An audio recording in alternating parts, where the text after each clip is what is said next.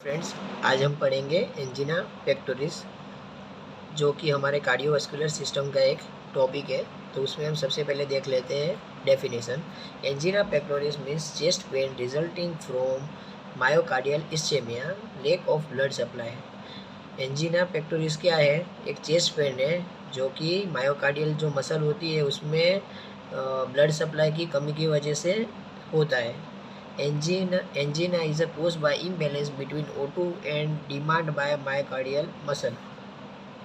Angina का main कोज है imbalance हो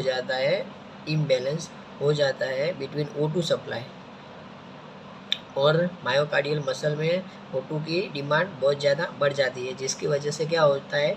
एंजिना पेक्टोरिस होता है। समझ में आया आप सबको?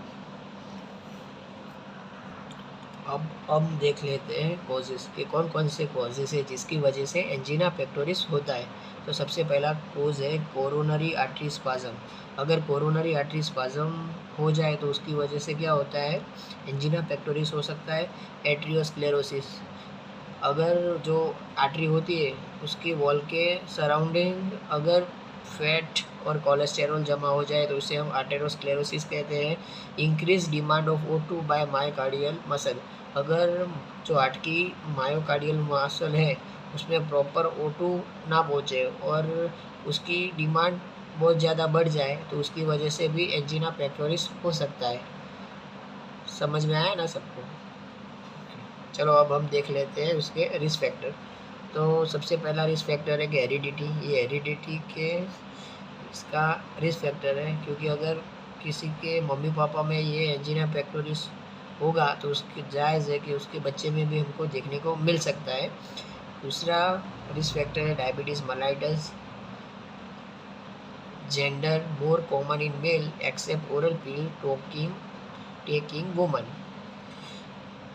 ये मोर कॉमन मेल में देखने को मिलता है क्योंकि ओरल पिल लेने की वजह से वुमन से ज़्यादा दिखने को मिलता है मेल में। क्या? Angina pectoris. Age over 40 year complete हो जाने के बाद हमें एंजिना पेक्टोरिस देखने को मिल सकता है। इंक्रीज सीरम कोलेस्टेरॉल, अगर ब्लड में सीरम कोलेस्टेरॉल लेवल बढ़ जाए तो इसकी वजह से एंजिना पेक्टोरिस हो सकता है। हाइपरटेंशन, और लास्ट है हमारा रिस्क फैक्टर सिगारेट स्मोकिंग। अगर कोई इंसान सिगारेट स्मोकिंग करता है तो उसकी वजह से ये एंजिना पेक्टोरिस हो सकता है। अब हम देखते हैं types according to pattern of angina. Angina की पैटर्न के अकॉर्डिंग उसके 3 टाइप है। उसमें सबसे पहला है स्टेबल एंजिना और क्लासिकल एंजिना। ये सबसे मोर कॉमन फॉर्म है। Is also known as external angina और एंजिना ऑफ एफर्ट। इसे क्या कहते हैं? एक्सटर्नल एंजिना और एंजिना ऑफ एफर्ट कहते हैं। किसको? स्टेबल एंजिना को। It's occur during intolerable exercise और इमोशनल स्ट्रेस। बहुत ज़्यादा एक्सरसाइज करने की वजह से और इमोशनल स्ट्रेस लेने की वजह से ये स्टेबल एंजिना और क्लासिकल एंजिना हो सकता है। Pain relief by rest and nitroglycerin, ये रेस्ट लेने से और नाइट्रोग्लिसरीन लेने की वजह से ये जो पेन हो रहा है उसमें हम उस पेन को हम कम कर सकते हैं। समझ में आया ना आप सबको? दूसरा टाइप है अनस्टेबल एंजिना और pre infarction angina. In this angina pain occur in rest. ये एंजिना रेस्ट के दौरान होता है। Pain severity increase with duration, time बढ़ने के दौरान इसकी सीवियरिटी भी पेन की सीवियरिटी भी बढ़ जाती है। Pain not relieve by NTG and rest, और ये रेस्ट लेने से और नाइट्रोग्लिसरीन लेने की वजह से भी पेन कम नहीं होता। It is often precursor of myocardial infarction, so it is a medical emergency. ये इट इज़ अ प्रीकर्सर, ये क्या है? ऑफन अ प्रीकर्सर है, एक साइन है किसका? मायोकार्डियल इन्फ्रेक्शन का, कि अगर इसकी जो सीवियरिटी है वो बढ़ जाती है, तो उसकी वजह से मायोकार्डियल इन्फ्रेक्शन हो सकता है। So it is a medical emergency, जो एक मेडिकल इमरजेंसी है, इसलिए हम इसे प्री इन्फ्रेक्शन एंजिमा कहते हैं। क्या कहते हैं? अगर मायोकार्डियल इन्फ्रेक्शन का साइन बनता है, इसीलिए हम इसे प्री इन्फ्रेक्शन एंजिना कहते हैं। समझ में आया सबको? थर्ड हमारा है type variant angina. It's is uncommon form, ये अनकॉमन फॉर्म है। It is called also Prince metals angina और वेसोप्लास्टिक angina.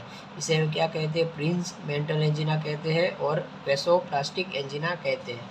It's occur due to coronary artery vasospasm. क्या है ये? अगर कोरोनरी आर्टरी में वेसोस्पाज्म हो जाए और occur at rest during same time, और रेस्ट के दौरान ये सेम टाइम और सेम डे हो सकता है। स्पेशली ये वेरिएंट एंजिना मॉर्निंग टाइम में ज़्यादा दिखने को मिलता है। आप सबको समझ में आया ना? ये 3 टाइप, पहला था स्टेबल एंजिना, दूसरा अनस्टेबल एंजिना और तीसरा था हमारा वेरिएंट एंजिना।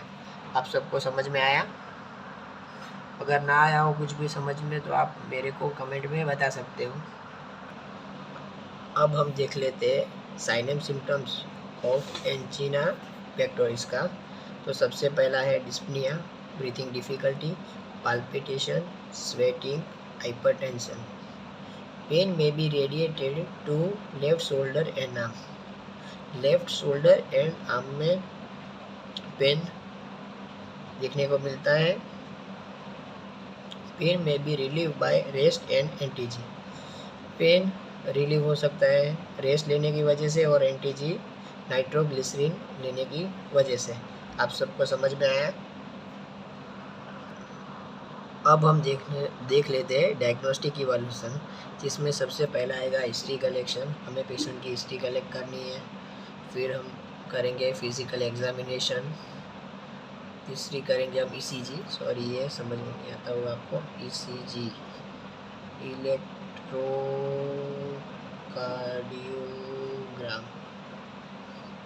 और चौथा हम करेंगे ब्लड टेस्ट। ये सब डायग्नोस्टिक इवैल्यूएशन है, जिसकी वजह से हम पता कर सकते हैं कि पेशेंट को एंजिना पेक्टोरिस है या नहीं। आप सबको समझ में आया? अब हम देख लेते हैं एंजिना पेक्टोरिस का मैनेजमेंट। तो सबसे पहला है provide immediate bed rest and administer O2 by nasal cannula. सबसे पहले हमें क्या करना है? इमीडिएटली बेड रेस्ट प्रोवाइड करना है पेशेंट को और administer O2 by nasal cannula. Nasal cannula के थ्रू हमें O2 प्रोवाइड करना है पेशेंट को। एडमिनिस्टर एंटीजी नाइट्रोग्लिसरीन सबलिंगुअली, एंटीजी ग्लिसरेल ट्राइनाइट्रेट, ये सब ड्रग हमें एडमिनिस्टर करना है पेशेंट को, जिसकी वजह से जो पेशेंट को पेन हो रहा है वो कम हो सके। Administer aspirin and beta blocking drug like propranolol, metoprolol and atenolol to slow the heart rate and decrease blood pressure, जिसकी वजह से क्या होगा?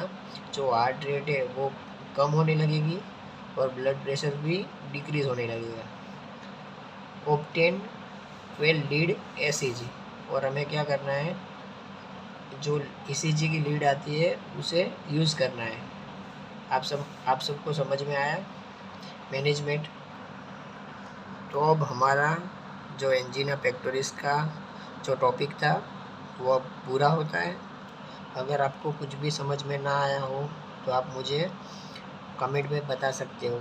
Thank you for watching me and supporting me, and please ये वीडियो ज़्यादा से ज़्यादा share करें, सब्सक्राइब करें और लाइक करें। Thank you for watching.